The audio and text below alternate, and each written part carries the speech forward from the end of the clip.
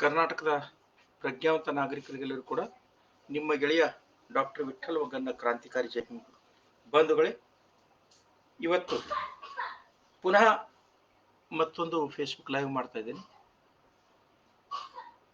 ಇದು ಕಳೆದ ತಿಂಗಳು 27 ಅಕ್ಟೋಬರ್ 2024ರಂದು ಮೈಸೂರಲ್ಲಿ ನಡೆದಿರ್ತಕ್ಕಂಥ ಈ ಮನೋವ್ಯಾಧಿಗಳು ಮಾಡಿರ್ತಕ್ಕಂಥ ಕಾರ್ಯಕ್ರಮ, ಏನು ಬೆಳಕು ಹೊಳಪು ಅಂತಕ್ಕಂಥ ಕಾರ್ಯಕ್ರಮದಲ್ಲಿ, ಅದು ಸುಳ್ಳಿನ ಸರದಾರ ಆಗಿರ್ತಕ್ಕಂಥ ಚಕ್ರವರ್ತಿ ಸೂಲಿಬೇಲಿಯ ನೇತೃತ್ವದಲ್ಲಿ ನಡೆದಿರ್ತಕ್ಕಂಥ ಕಾರ್ಯಕ್ರಮದಲ್ಲಿ ಪ್ರಕಾಶ್ ಬೆಳಕವಾಡಿ ಅಂತಕ್ಕಂಥ ಒಬ್ಬ ಮನೋವಾದಿ ವ್ಯಕ್ತಿ ಮಾತಾಡಿರ್ತಕ್ಕಂಥ ಅಂಶಗಳ ಕುರಿತು ಒಂದು 4 ವಿಷಯಗಳನ್ನು ಪ್ರಜ್ಞಾವಂತರಾಗಿರ್ತಕ್ಕಂಥ ಕರ್ನಾಟಕದ ಸಮಸ್ತ ನಾಗರಿಕರಿಗೆ ಸಾದರಪಡಿಸ್ತಾ ಇದ್ದೇನೆ. ಅವ್ರ ಭಾಷೆಯಲ್ಲಿ ಈ ವಿಷಯಕ್ಕೆ ಫ್ಯಾಕ್ಟ್ ಚೆಕ್ ಅಂತ ಕರಿಬಹುದು. ಫ್ಯಾಕ್ಟ್ ಚೆಕ್ ಏನ್ ಫ್ಯಾಕ್ಟ್ ಚೆಕ್ ಅನ್ನೋದ್ರ ಬಗ್ಗೆ ನಾನು ನಿಮ್ಗೆ ಈ ಮುಂದೆ ಒಂದಿಷ್ಟು ದಾಖಲೆ ಕೊಡ್ತೇನೆ. ಪ್ರಕಾಶ್ ಬೆಳಕವಾಡಿ ಮಾತಾಡ್ತಕ್ಕಂಥ ಸಂದರ್ಭದಲ್ಲಿ ಬಾಬಾ ಸಾಹೇಬ್ ಡಾಕ್ಟರ್ BR ಅಂಬೇಡ್ಕರ್ ಅವರ ಕುರಿತು ಬಹಳ ಹಗುರವಾಗಿ ಮಾತಾಡಿರ್ತಕ್ಕಂಥದ್ದು ನಾನು ಗಮನಿಸಿದೆ.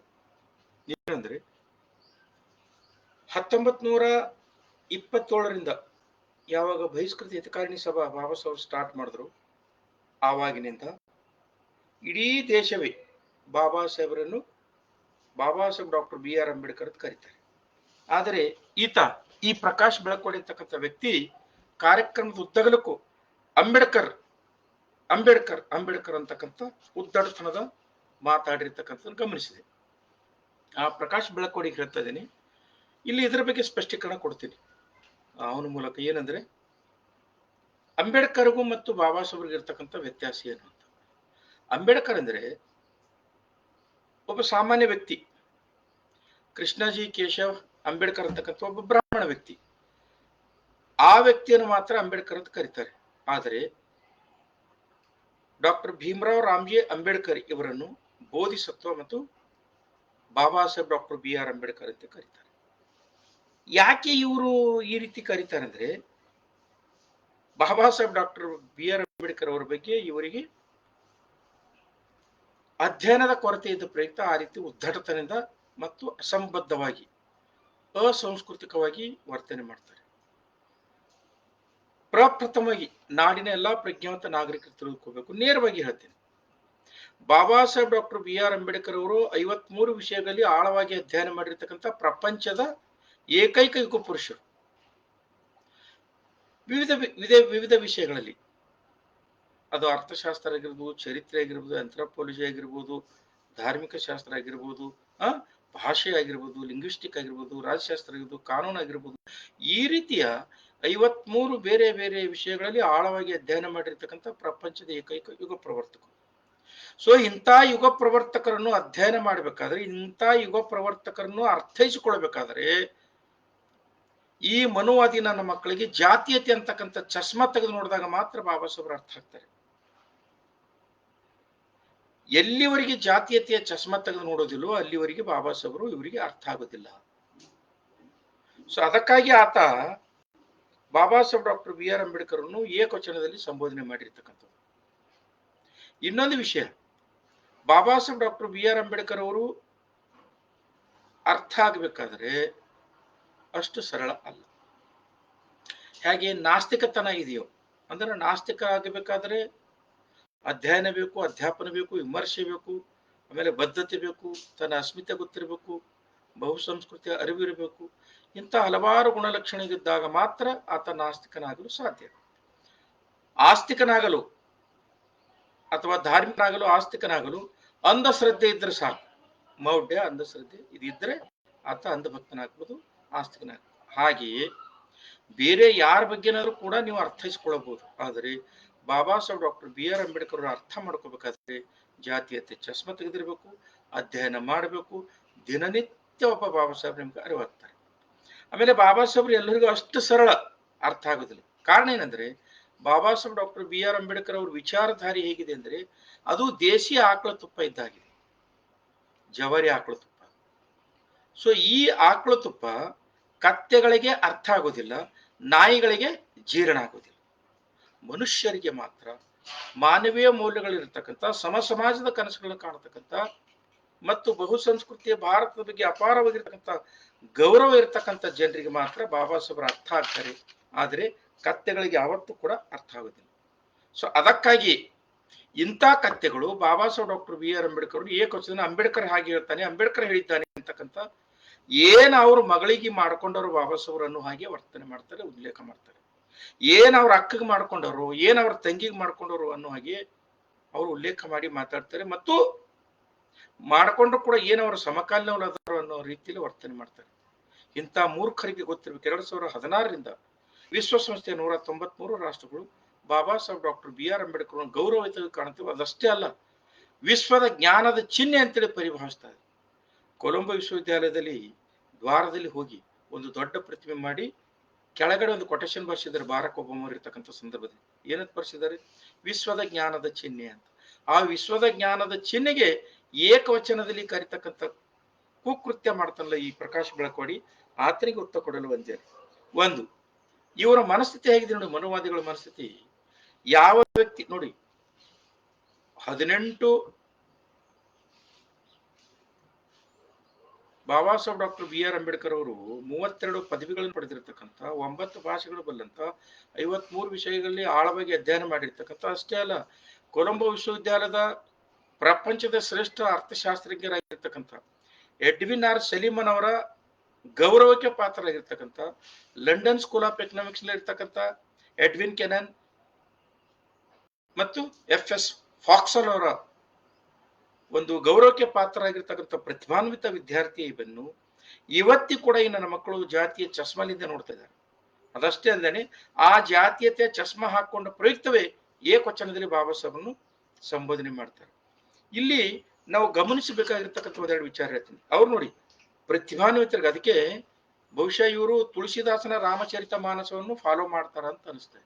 ಯಾಕೆಂದ್ರೆ ಆ ತುಳಸಿದಾಸ, ಒಬ್ಬ ಕೋಮುವಾದಿ ತುಳಸಿದಾಸ ಹೇಳ್ತಾನೆ, ಪೂಜಿಯೇ ವಿಪ್ರ ಗುಣಹೀನ ನ ಪೂಜಿಯೇ ಶೂದ್ರ ಗುಣವಾನ. ಪೂಜಿಯೇ ವಿಪ್ರ ಗುಣಹೀನ ನ ಪೂಜಿಯೇ ಶೂದ್ರ ಗುಣವಾನ, ಶೀಲ ಗುಣವಾನ. ಅಂದರೆ ವಿಪ್ರ ಎಂತ ಶೀಲವಂತನ ಇರದೇ ಇದ್ರು ಕೂಡ ಕಚ್ಚೆ ಹರಕ ಇರಲಿ, ವ್ಯಭಿಚಾರ ಇರಲಿ, ದುರಾಚಾರ ಇರಲಿ, ಅವನನ್ನು ಪೂಜೆ ಮಾಡ್ಬೇಕತ್ತ. ನ ಪೂಜೆಯೇ ಶೂದ್ರ ಶೀಲ ಗುಣವಾನ.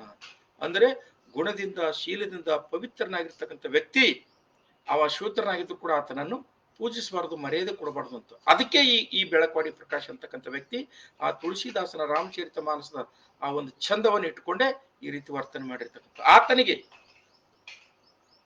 ಒಂದಿಷ್ಟು ಫ್ಯಾಕ್ಟ್ ಚೆಕ್ ಕೊಡ್ತೀನಿ. ಏನಂದ್ರೆ, ನೀವು ಈ ದೇಶಕ್ಕೆ ಒಂದ್ ವೇಳೆ Baba Saheb doctor B R Ambedkar ಈ ದೇಶದಲ್ಲಿ ಹುಟ್ಟಿದ್ದಿಲ್ಲ ಅಂದ್ರೆ, ಅವ್ರು ಸಂವಿಧಾನ ಬರೆದಿದ್ದಿಲ್ಲ ಅಂದ್ರೆ ಭಾರತ ಎಂದೂ ಕೂಡ ಸ್ವಾತಂತ್ರ್ಯ ಆಗ್ತಿಲ್ಲ. ಸ್ವಾತಂತ್ರ್ಯ ಅಂದ್ರೆ 1947 ಆಗಸ್ಟ್ 15ಕ್ಕೆ ಅದು ಸ್ವಾತಂತ್ರ್ಯ ಅಲ್ಲ ರೀ, ಅದು ಟ್ರಾನ್ಸ್ಫರ್ ಆಫ್ ಪವರ್. ಸ್ವಾತಂತ್ರ್ಯ ಯಾವಾಗ ಬಂತು? 1949 ನವೆಂಬರ್ 26ನೇ ದಿವಸ Baba Saheb doctor B R Ambedkar ಅವರು 395 ವಿಧಿಗಳ ಸಂವಿಧಾನವನ್ನು ಬರೆದು ಈ ದೇಶದ ಆಳುವರ್ಗಕ್ಕೆ ಸಮಸ್ತ ನಾಗರಿಕರಿಗೆ ಅರ್ಪಿಸಿದ್ರಲ್ಲ, ಆವತ್ತು ಸ್ವಾತಂತ್ರ್ಯ ಬಂತು. ಅದು ಸಂವಿಧಾನಬದ್ಧವಾಗಿರ್ತಕ್ಕಂಥದ್ದು. ಸೊ ಆ ರೀತಿ ಇಡೀ ದೇಶಕ್ಕೆ ಸ್ವಾತಂತ್ರ್ಯ ಕೊಟ್ಟಿರ್ತಕ್ಕಂಥ ವ್ಯಕ್ತಿಯನ್ನು ಸಿಂಗುಲರ್ ಆಗಿ ಒಬ್ಬ ದಲಿತ ನಾಯಕನಾಗಿ ಒಬ್ಬ ಅಂಬೇಡ್ಕರ್ ಪ್ರತಿಪಾದನೆ ಮಾಡ್ತೀರಿ ಅಥವಾ ವಾದ ಮಾಡ್ತೀರಿ.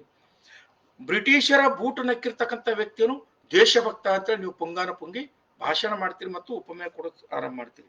ಅದಷ್ಟೇ ಅಲ್ಲ, ನೀವು ಬ್ರಿಟಿಷರ ಬೂಟು ನಕ್ಕಿರ್ತಕ್ಕಂಥ ವ್ಯಕ್ತಿಗೆ ದೇಶಭಕ್ತ ಅಂತ ಕರಿತೀರಿ. ಈ ದೇಶದ ಪ್ರಥಮ ಆತಂಕವಾದಿ, ಈ ದೇಶದ ಪ್ರಥಮ ಆತಂಕವಾದಿಯಾಗಿರ್ತಕ್ಕಂಥ ನಾಥೂರಾಮ್ ಗೋಡ್ಸೆಯನ್ನು ದೇಶಭಕ್ತ ಅಂತ ಕರಿತೀರಿ. ಹೋಮೋಸೆಕ್ಸುವಲ್ ನೋಡಿ, ಫ್ರೀಡಮ್ ಎಟ್ ಮಿಡ್ ನೈಟ್ ಪೇಜ್ ನಂಬರ್ 423ರಲ್ಲಿ ಹೋಮೋಸೆಕ್ಸುವಲ್ಸ್ ಆಗಿರ್ತಕ್ಕಂಥ ಜನರನ್ನು ದೇಶಭಕ್ತ ಅಂತ ಕರಿತೀರಿ. BA ಫೇಲ್ ಆಗಿರ್ತಕ್ಕಂಥ ವ್ಯಕ್ತಿಯನ್ನು ಪಂಡಿತ ಅಂತ ಕರಿತೀರಿ. SSLC ಫೇಲ್ ಆಗಿರ್ತಕ್ಕಂಥ ವ್ಯಕ್ತಿಯನ್ನು ರಾಷ್ಟ್ರಪಿತ ಅಂತ ಕರಿತೀರಿ. ಆದರೆ 32 ಪದವಿಗಳನ್ನು ಪಡೆದಿರ್ತಕ್ಕಂಥ ವ್ಯಕ್ತಿಯನ್ನು ಅಂಬೇಡ್ಕರ್ ಅಂತ ಕರಿತೀರಿ, ದಲಿತ ನಾಯಕ ಅಂತ ಕರಿತೀರಿ. ಇದು ನಿಮ್ಮ ಜಾತೀಯತೆ ಮನಸ್ಥಿತಿಯನ್ನು ಎತ್ತಿ ತೋರಿಸ್ತದೆ. ಇಲ್ಲೊಂದು ಸ್ಪಷ್ಟೀಕರಣ ಕೊಡ್ತೀನಿ ಸ್ನೇಹಿತರೆ. ರಾಷ್ಟ್ರಪಿತ ಅಂತ ಕರಿತೀರಿ ನಿಮ್ಮವ್ರನ್ನು, ಪಂಡಿತ ಅಂತ ನಿಮ್ಮವ್ರು ಕರಿತೀರಿ, ದೇಶಭಕ್ತ ಅಂತ ನಿಮ್ಮವ್ರು ಕರಿತೀರಿ. ಈ ಪಿತ ಅಂದ್ರೆ ಯಾರು? ಪಿತ ಅಂದ್ರೆ ತಂದೆ, ಜನ್ಮ ಕೊಟ್ಟಿರ್ತಕ್ಕಂಥ ವ್ಯಕ್ತಿಯನ್ನು ತಂದೆ ಅಂತ ಕರೀತಾರೆ. ಇನ್ನು ಚಾಚಾ ಅಂದ್ರೆ ಯಾರು? ಚಾಚಾ ಅಂದ್ರೆ ತಂದೆಗಿಂತಲೂ ಚಿಕ್ಕವನನ್ನು ಚಾಚಾ ಅಂತ ಕರೀತಾರೆ. ಇನ್ನು ಪಿತ ಅಂದ್ರೆ ತಂದೆ ಸಮಾನ ಅಥವಾ ತಂದೆ, ಚಾಚಾ ಅಂದ್ರೆ ತಂದೆಗಿಂತಲೂ ಚಿಕ್ಕವನು, ಅವನನ್ನು ಚಾಚಾ ಅಂತ ಕರೀತಾರೆ. ಇನ್ನು ಬಾಬಾ ಅಂದ್ರೆ ಯಾರಂದ್ರೆ ತಂದೆಗಿಂತಲೂ ಯಾವ ವ್ಯಕ್ತಿ ದೊಡ್ಡವರು ಇರ್ತಾರೋ ಅವರನ್ನು ಬಾಬಾ ಅಂತ ಕರೀತಾರೆ. ಅಂದ್ರೆ ಈ ದೇಶದ ಏಕೈಕ ಬಾಬಾ ಸಾಹೇಬರು ಯಾರಾದ್ರಿದ್ರೆ ಅದು ಡಾಕ್ಟರ್ ಭೀಮರಾವ್ ರಾಮ್ಜಿ ಅಂಬೇಡ್ಕರ್ ಅವರು. ಅವರು ಈ ದೇಶದ ಎಲ್ಲ ಅಪ್ಪಂದರಿಗಿಂತಲೂ ದೊಡ್ಡ ಅಪ್ಪ. ಅದಕ್ಕೆ ಅವ್ರನ್ನು ಬಾಬಾ ಸಾಹೇಬ್ ಅಂತ ಕರಿತಾರೆ. ಅದಕ್ಕಾಗಿ ಈ ಬೆಳಕವಾಡಿ ಅಂತಕ್ಕಂಥ ಮೂಲಭೂತವಾದಿ ಮೂರ್ಖನ ಹೇಳ್ತಾ ಇದ್ದೀನಿ. ಇನ್ನು ಮುಂದಾದ್ರೂ ಕೂಡ ಸಂಬೋಧನೆ ಮಾಡ್ತಕ್ಕಂಥ ಸಂದರ್ಭದಲ್ಲಿ ಬಾಬಾ ಸಾಹೇಬ್ ಡಾಕ್ಟರ್ BR ಅಂಬೇಡ್ಕರ್ ಅಂತೇಳಿ ಸಂಬೋಧನೆ ಮಾಡಬೇಕು ಅಂತಕ್ಕಂಥ ಒಂದು ವಿಷಯದ ಬಗ್ಗೆ ಗಮನ ತರ್ತೇನೆ. ಇನ್ನು ಎರಡನೇ ವಿಷಯ, ಇವನು ಹೇಳ್ತಾನೆ, ಎಷ್ಟು ಕುಚೋದ್ಯದ ಮಾತಾಡ್ತಾನೆ ಅವಿವೇಕೇಂದ್ರ ಪ್ರಕಾಶ್ ಬೆಳಕವಾಡಿ. ಅಂಬೇಡ್ಕರ್ ಎಂದ ತಕ್ಷಣ ತಲೆಯಲ್ಲಿ ಕಾಸ್ಟ್ ಬಂದ್ಬಿಡುತ್ತೆ ಅಂತಕ್ಕಂಥದ್ದು. ಕಾಸ್ಟ್ ಯಾರಿಗೆ ಬಂದ್ಬಿಡುತ್ತೆ? ಬಾಬಾ ಸಾಹೇಬ್ ಡಾಕ್ಟರ್ BR ಅಂಬೇಡ್ಕರ್ ಅಂದ ತಕ್ಷಣ ಭಾರತದ ಸಂವಿಧಾನ ಮೊದಲಿಗೆ ನೆನಪು ಮಾಡುತ್ತೆ. ಇಲ್ಲಿ ವ್ಯತ್ಯಾಸ ಹೇಗಿದೆ ನೋಡಿ ಸ್ನೇಹಿತರೆ.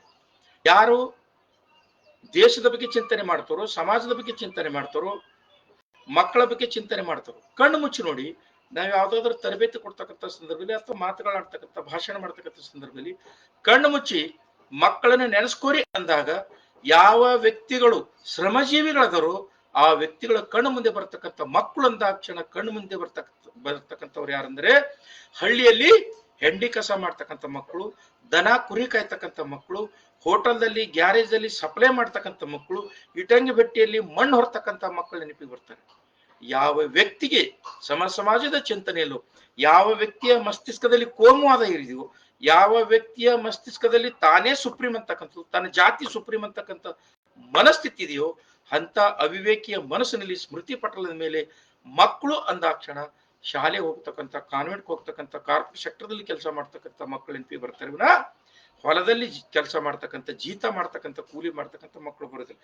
ಹಾಗೆಯೇ ಬಾಬಾ ಸಾಹೇಬ್ ಡಾಕ್ಟರ್ BR ಅಂಬೇಡ್ಕರ್ ಅಂದಾಕ್ಷಣ ಬಹುಸಂಸ್ಕೃತಿಯ ಚಿಂತಕರಿಗೆ, ರಾಜಕೀಯ ಚಿಂತಕರಿಗೆ, ಕಾನೂನು ಚಿಂತಕರಿಗೆ ಯಾರು ನೆನಪಡ್ತಾರೆ ಅಂದ್ರೆ ಬಾಬಾ ಸಾಹೇಬ್ ಡಾಕ್ಟರ್ BR ಅಂಬೇಡ್ಕರ್ ಅಂದ್ರೆ ಭಾರತದ ಸಂವಿಧಾನ ಪ್ರಪ್ರಥಮವಾಗಿ ಅವರ ಸ್ಮೃತಿ ಪಟಲದ ಮೇಲೆ ಬರುತ್ತದೆ. ತದನಂತರ ಚಳವಳಿ, ಪ್ರಖರವಾಗಿರ್ತಕ್ಕಂಥ ಚಳವಳಿಗಾರ ಅಂತಕ್ಕಂಥದ್ದು, ಪ್ರಖರವಾಗಿರ್ತಕ್ಕಂಥ ಪಾಂಡಿತ್ಯ ಹೊಂದಿರ್ತಕ್ಕಂಥವ್ರು ಅಂತಕ್ಕಂಥದ್ದು, ಇದು ಯಾರ ಸ್ಮೃತಿ ಪಟಲದ ಮೇಲೆ ಬರುತ್ತೆ? ಬಹುಸಂಸ್ಕೃತಿ ಭಾರತವನ್ನು ಸಂರಕ್ಷಣೆ ಮಾಡ್ತಕ್ಕಂಥವ್ರು, ಸಮಾಜದ ಚಿಂತಕರು ಮತ್ತು ರಾಷ್ಟ್ರಾಭಿಮಾನಿಗಳಲ್ಲಿ ಮಾತ್ರ ಇದು ಬರುತ್ತೆ. ಇನ್ನ ಕೋಮುವಾದಿಗಳಲ್ಲಿ, ಮೂಲಭೂತವಾದಿಗಳ ಸ್ಮೃತಿ ಪಟಲದ ಮೇಲೆ ಬಾಬಾ ಸಾಹೇಬ್ ಡಾಕ್ಟರ್ BR ಅಂಬೇಡ್ಕರ್ ಅಂದ ತಕ್ಷಣ ಅವರ ಜಾತಿ ನೆನಪಿಗೆ ಬರ್ತದೆ ಅಂತಕ್ಕಂಥ ಮಾತನ್ನು ಈ ಬೆಳಕವಾಡಿಯವರಿಗೆ ಗಮನಕ್ಕೆ ತರ್ತದೆ. ಇನ್ಮೇಲೆ ಈ ಜಾತಿಯನ್ನು ಹುಟ್ಟಾಕಿರ್ತಕ್ಕಂಥವ್ರು ಇದೇ ನನ್ನ ಮಕ್ಕಳು. ಹಾಗೆ ಋಗ್ವೇದ 10ನೇ ಮಂಡಲ 90ನೇ ಸೂಕ್ತದ 12ನೇ ಶ್ಲೋಕದಲ್ಲಿ ವರ್ಣಾಶ್ರಮ ಪದ್ಧತಿಯನ್ನು ಸೃಷ್ಟಿ ಮಾಡಿದ್ದಾರೆ. ಭಗವದ್ಗೀತೆ ಅಧ್ಯಾಯ 4 ಶ್ಲೋಕ 13ರಲ್ಲಿ ಕೃಷ್ಣನ ಬಾಯಿಂದ ಹೇಳಿಸಿದ್ದಾರೆ. ಏನಂದ್ರೆ ಚಾತುರ್ವರ್ಣ ಮಯಾ ಸೃಷ್ಟಂ ಗುಣಕ್ರಮ ವಿಭಾಗಶಃ.